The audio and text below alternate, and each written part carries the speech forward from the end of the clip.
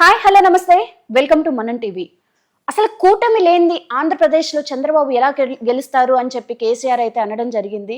ఎందుకు ఆయన ఇంతటి వ్యాఖ్యలు చేశారు అనేది తెలుసుకోవడానికి ప్రయత్నం చేద్దాం. ఇప్పుడు మనతో ఉన్నారు senior journalist doctor Bharat Reddy గారు.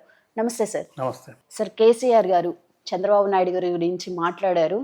అసలు కూటమి లేకుండా సోలోగా ఆయన గెలిసే అవకాశమే లేదు అన్నట్టు కుండ బద్దలు కొట్టినట్టు చెప్పారు. ఇందులో ఎంతవరకు కరెక్ట్ ఉందంటారు? కేసీఆర్ అంటే రాజకీయ వ్యాఖ్యలకు సంబంధించి మనం ఒకసారి చూసినట్టయితే ఒకటేంటంటే ఎన్డీఏ అనేది తెలంగాణ రాష్ట్రంలోకి రాబోతుందనేది ఒక అంచనా వేస్తున్న క్రమంలో చంద్రబాబును టార్గెట్ చేయడం అనేది కేసీఆర్కు మొదటి నుంచి ఉన్నది. దానికి కారణం ఏంటంటే చంద్రబాబు నాయుడు తెలంగాణకు వ్యతిరేక అనేది గతంలో చాలా సందర్భాల్లో కేసీఆర్ చెప్పడం జరిగింది. దానికి అనుగుణంగానే ఉద్యమాన్ని నడపడం కూడా జరిగింది. తెలుగుదేశం పార్టీ తెలంగాణకు సంబంధించిన పార్టీ కాదని చెప్పి అసలు టీఆర్ఎస్ పుట్టడం అనేది తెలుగుదేశం పార్టీ అసంతృప్తిలోంచి పుట్టడం జరిగింది. ఎందుకంటే చంద్రబాబు నాయుడుకు చాలా సన్నిహితంగా మెలిగిన అసలు తెలంగాణ అవసరమే లేదని చెప్పిన అసెంబ్లీలో చెప్పిన కేసీఆర్ రెండోసారి చంద్రబాబు నాయుడు పవర్లోకి వచ్చిన తర్వాత అతనికి మంత్రివర్గంలోకి తీసుకోకపోవడంతో అతన్ని డిప్యూటీ స్పీకర్గా చేయడం జరిగింది. ఆ డిప్యూటీ స్పీకర్ పదవికి రాజీనామా చేస్తూ అలాగే ఎమ్మెల్యే పదవికి పార్టీ సభ్యత్వానికి రాజీనామా చేస్తూ 2000 సంవత్సరంలో ఆయన తెలంగాణ ఉద్యమాన్ని ఎత్తుకోవడం జరిగింది. అయితే కేసీఆర్ రాజకీయ ప్రస్థానం తెలుగుదేశం నుండే పుట్టింది. తెలుగుదేశం నుంచే తెలుగుదేశం మంత్రిగా ప్రారంభమైంది. రవాణా శాఖ మంత్రిగా పనిచేశాడు. ఎన్టీ రామారావు తిరుగుబాటు సమయంలో కూడా చంద్రబాబుతోటే కేసీఆర్ ఉండడం జరిగింది. అసెంబ్లీలో అసలు తెలంగాణకు అసలు అన్యాయమే జరగలేదని చెప్పిన సందర్భం కూడా ఉంది. ఇక అవన్నీ రాజకీయ నాయకులు చెప్తూ ఉంటారు, మర్చిపోతుంటారు.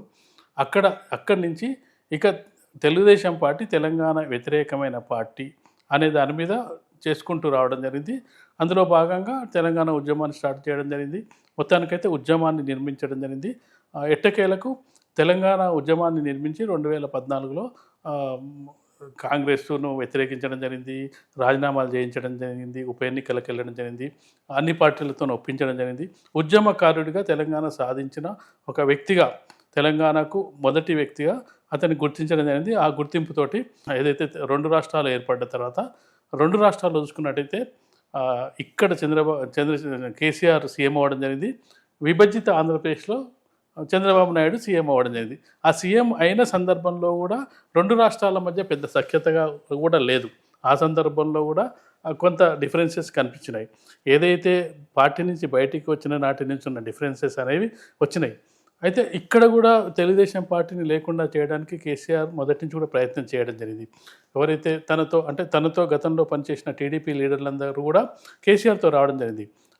ఇప్పుడున్న పెద్ద పెద్ద లీడర్లందరూ కూడా టీడీపీ నుంచి వచ్చిన లీడర్లే కేసీఆర్తో ఉన్నారు. ఒక దశలో చూసుకున్నట్టే అసలు టీఆర్ఎస్ గవర్నమెంట్ అది టీడీపీ ప్రభుత్వం అనే విధంగా అందరు లీడర్లు రావడం జరిగింది.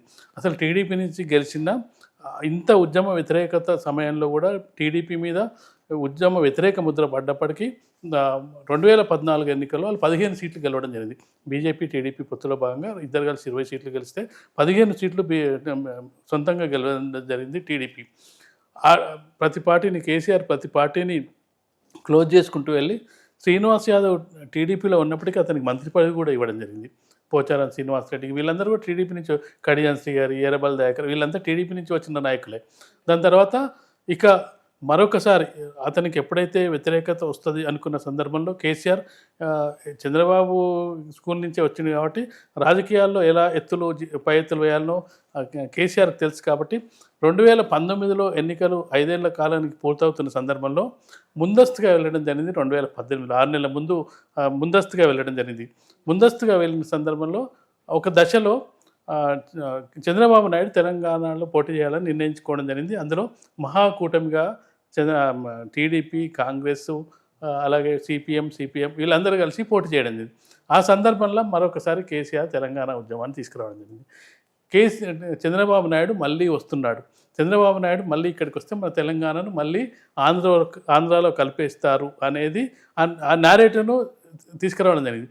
దాంతో ఇంతమంది కలిసి పోటీ చేసినప్పటికీ ఇన్ని పార్టీలు, బీజేపీ ఒకటి సపరేట్గా పోటీ చేయడం జరిగింది, టీడీపీ, కాంగ్రెస్, సిపిఐ సిపిఎం అందరు కలిసి పోటీ చేసినప్పటికీ 2018 ఎన్నికల్లో గతంలో కంటే ఎక్కువ సీట్లు వచ్చి 88 సీట్లు రావడం జరిగింది కేసీఆర్ కంటే. అక్కడ మొదటి నుంచి కూడా చంద్రబాబు వ్యతిరేకంగా ఉద్యమాన్ని నిర్మించడం జరిగింది, వ్యతిరేక పార్టీ అని చెప్పి. దాని తర్వాత చూసుకున్నట్టయితే 2014లో అధికారం రావడం జరిగింది. 2018లో కూడా చంద్రబాబు అడ్డం పెట్టుకొని మరొకసారి అంటే అదొక్కటే రీజన్ కాదు, అదొక రీజన్, దాంతో సెంటిమెంట్ రగిలించడం జరిగింది. ఇప్పుడు బీఆర్ఎస్ పార్టీ పూర్తిగా లోక్సభ ఎన్నికల్లో ఒక సీటు కూడా రాని పరిస్థితి, ఉన్న పార్టీ ఎమ్మెల్యేలు గెలిచిన ఎమ్మెల్యేలు పార్టీలో ఉంటారో లేరో అనే స్థితి. ఇలాంటి స్థితిలో మరొకసారి సెంటిమెంట్ని రగిల్చే ప్రయత్నం చేస్తున్నారని రాజకీయ పరిశీలకులు భావిస్తున్నారు. ఎందుకంటే అసలు ఎమ్మెల్సీ ఎన్నికల్లో పోటీనే చేయలేదు, చాలా చోట్ల లోక్సభ ఎన్నికల్లో డిపాజిట్ రాలేదు. వాళ్ళ తరపున గెలిచిన 39 మంది ఎమ్మెల్యేల్లో ఒక ఎమ్మెల్యే మళ్ళీ బై ఎలక్షన్లో ఓడిపోవడం జరిగింది.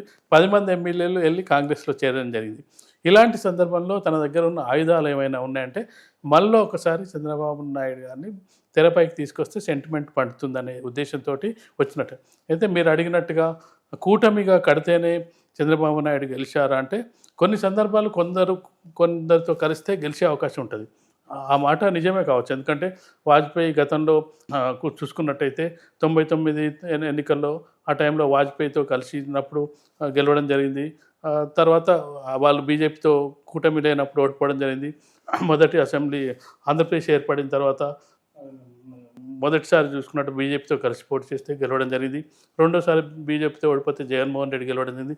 ఈసారి మళ్ళీ బీజేపీ జనసేన కూటమి గెలవడం జరిగింది. అందులో వాస్తవికత ఉన్నప్పటికీ బేస్ అంటే టీడీపీకి బేస్ ఉన్న పార్టీ, బీజేపీ కొంత నామమాత్రం బలం అయినప్పటికీ అదొక సెంటిమెంట్గా పనికొస్తుంది. అయితే ఇక్కడ మనం ఆలోచించాల్సింది అంటే చంద్రబాబు నాయుడు గారికి దాదాపు జనసేన వదిలేస్తే మిగతా సీట్లన్నీ బీజేపీ జనసేన టీడీపీ గెలుచుకున్న సీట్లలో మనం చూసుకుంటే ఇవాళ కేంద్ర ప్రభుత్వం నిలబడ్డదంటే దానికి కారణం మళ్ళీ టీడీపీ నుంచి గెలిచిన దాదాపు అంటే ఈ బీజేపీ అందరు కలిపి 21 మంది రావడం వల్లనే అక్కడ ప్రభుత్వం 273 రావాలి కేంద్ర ప్రభుత్వం ఏర్పాటు చేయడానికి. ఇక్కడ బీజేపీ ఒక్క 240 మాత్రమే రావడం జరిగింది. చంద్రబాబు నాయుడు గారికి వచ్చిన సీట్లు, నితీష్ కుమార్ గారికి వచ్చిన సీట్లతోటి ప్రభుత్వం అంటే ఆ విధంగా చూసుకున్నట్టయితే బీజేపీ లాభపడ్డదని కూడా చెప్పే అవకాశం ఉంటుంది. ఎందుకంటే బీజేపీ ఒకవేళ చంద్రబాబు నాయుడు గారితో పొత్తు పెట్టుకున్నట్టయితే అక్కడ కేంద్ర ప్రభుత్వం ఏర్పడే అవకాశం లేదని కూడా చెప్పొచ్చు. కాబట్టి పొత్తులు ఎత్తులు అనేది సందర్భానుసారం సమయానుసారం మారుతుంటాయి. ఎందుకంటే గతంలో కూడా రాజశేఖర్ రెడ్డి ఉన్న సమయంలో చంద్రబాబు నాయుడుతో ఏదైతే టీడీపీని తెలంగాణ వ్యతిరేక పార్టీ అని చెప్పిన కేసీఆర్ మహాకూటమిగా కేసీఆర్తో కూడా పొత్తు పెట్టుకోవడం జరిగింది. వైఎస్ రాజశేఖర రెడ్డికి వ్యతిరేకంగా వైఎస్ రాజశేఖర రెడ్డి తెలంగాణ ఇవ్వనివ్వట్లేదని చెప్పి టీడీపీ టీఆర్ఎస్ కూడా పొత్తు పెట్టుకోవడం జరిగింది. అంటే ఈ పొత్తులో భాగంగా అనేది అప్పుడు జరిగే విషయాలుగా మనం చెప్పచ్చు. ఎందుకంటే రాజకీయ అంశాలు అప్పుడు జరిగే సందర్భాన్ని బట్టి పొత్తులు మారుతుంటాయి. కాబట్టి ఇదంతా కేసీఆర్ ఇక తెలంగాణలో కూడా ఎన్డీఏ అంటే కొంత బీజేపీ ఇప్పుడు కొంత పుంజుకుంటుంది అని మనకు కనిపిస్తుంది. అంటే 8 ఎంపీ సీట్లు రావడం, మొన్న ఎమ్మెల్సీ ఎన్నికలు గెలవడం, వారికి టీడీపీకి ఇప్పటికి కూడా పబ్లిక్లో ఉన్న టాక్ ఏంటంటే టీడీపీ పార్టీ లేనప్పటికీ టీడీపీకి క్యాడర్ ఉంది, క్యాడర్ బేస్డ్ పార్టీ, గ్రామాల్లో ఇప్పటికి కూడా టీడీపీ కార్యకర్తలు ఉన్నారు అనే ఒక అభిప్రాయం ఉంది. ఒకవేళ బీజేపీ దానికి తోడైతే 2 పార్టీలు కలిస్తే దాంతోపాటు జనసేన, పవన్ కళ్యాణ్ది ఎట్లాగో సినిమా ఇమేజ్ యూత్లో ఇవన్నీ ఉంటాయి, వీళ్ళు 3 కలిస్తే రేపు ఒకవేళ కాంగ్రెస్ పార్టీ మీద వ్యతిరేకత వస్తే ఆ వ్యతిరేకత నాకు కాకుండా ఈ కూటమికి వచ్చినట్టయితే వాళ్ళు అధికారంలోకి వచ్చే అవకాశం ఉంది, వాళ్ళని రానివ్వకుండా ఉంటే బెటర్ అని మరొకసారి సెంటిమెంట్ రగిల్చే ప్రయత్నం చేస్తున్నారని అనుకోవచ్చు మనం. సరే, అయితే తెలంగాణలో power star Pawan Kalyan fan base అయితే 2 తెలుగు రాష్ట్రాలతో అసలు సంబంధం అయితే ఉండదు ఆయన ఫ్యాన్ బేస్కి. ఆ ప్రభావం తెలంగాణపై ఏమైనా పడే అవకాశం ఉందా ఒకవేళ కూటమి ఇటు వస్తాయి? ఖచ్చితంగా. ఇప్పుడు కేసీఆర్ ఆలోచిస్తున్నది కూడా అదే. ఎందుకంటే బీజేపీకి కొంత గ్రాఫ్ పెరుగుతుంది, టీడీపీకి ఆల్రెడీ క్యాడర్ ఉంది. దానికి మోడీ చెప్తూ ఉంటాడు, మాకు పవన్ కళ్యాణ్ తుఫాన్ లాగా ఉన్నాడు మా ఎంట అని. ఇక్కడ పెద్ద పెద్ద ఢిల్లీ మీటింగ్స్లో కూడా పవన్ కళ్యాణ్కు ప్రత్యేక ఆకర్షణగా నిలుస్తూ ఉంటాడు. ఆ తుఫాన్ లాంటి వ్యక్తి అంటుంటాడు.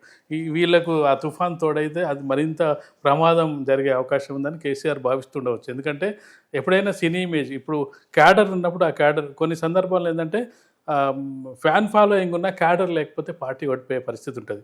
లైక్ చిరంజీవి కూడా ఆ ప్రాబ్లం వచ్చింది. ఇప్పుడు పవన్ కళ్యాణ్ అనుకున్న అడ్వాంటేజ్ ఏంటంటే ఒకటి బీజేపీ మోడీకి ఉన్న ఇమేజ్ దానికి తోడు టీడీపీ ఉన్న cadre, Pawan Kalyan fan following, అంటే ఈ 3 కాంబినేషన్లు చాలా అంటే బెస్ట్ కాంబినేషన్స్ అంటారుగా. బేస్ స్ట్రాంగ్ ఉందండి. స్ట్రాంగ్ కాంబినేషన్ అంటే ఒకటి కలుస్తుంటాయి కదా, ఈ 3 కలవడం వల్ల స్ట్రాంగ్ కాంబినేషన్ అయ్యే అవకాశం ఉంది. ఎందుకంటే పవన్ కళ్యాణ్ ఇప్పటికి కూడా నువ్వు ఎక్కడైనా బహిరంగ సభలు పెడితే ఇప్పటికి కూడా ఫ్యాన్స్ విపరీతంగా వస్తుంటారు. దాని బీజేపీ ఆల్రెడీ అధికారంలో ఉంది కాబట్టి వాళ్ళకి కొద్దిగా గొప్ప ఇప్పుడు నార్త్ తెలంగాణలో ఇప్పుడే మొన్న ఎంపీ సీట్లు గెలవడం జరిగింది, ఎమ్మెల్యేలు. సౌత్ తెలంగాణలో టీడీపీ ఇప్పటికి కూడా బలంగానే ఉంది. వరంగల్ కానీ, నల్గొండ కానీ, ఖమ్మం కానీ, అంటే ఈ 3 కాంబినేషన్లు కలిసినట్టయితే ఖచ్చితంగా పవన్ కళ్యాణ్ ప్రభావం పడే అవకాశం ఉంది. పవన్ కళ్యాణ్ ప్రభావంతో 3 కూటమిగా ఏర్పడితే అధికారంలోకి వచ్చే అవకాశం ఉందని కేసీఆర్ భయం ఉండొచ్చు అంట. Yes, thank you sir.